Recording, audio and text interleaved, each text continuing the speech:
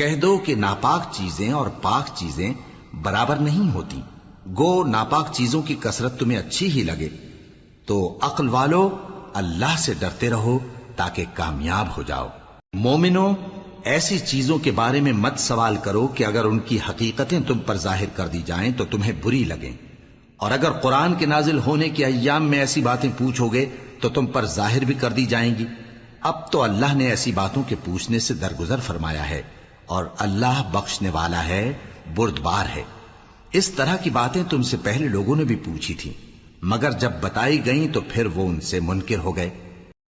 اللہ نے نہ تو کوئی بحیرہ مقرر کیا ہے اور نہ کوئی سائبہ اور نہ کوئی وسیلہ اور نہ کوئی حامی، لیکن کافر اللہ پر جھوٹ باندھتے ہیں اور یہ اکثر عقل سے کام نہیں لیتے۔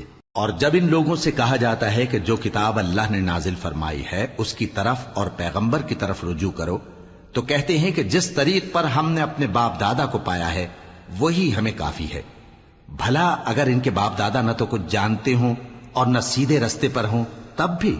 اے ایمان والو، اپنے آپ کو سنبھالے رہو، جب تم ہدایت پر ہو تو کوئی گمراہ تمہارا کچھ بگاڑ نہیں سکتا۔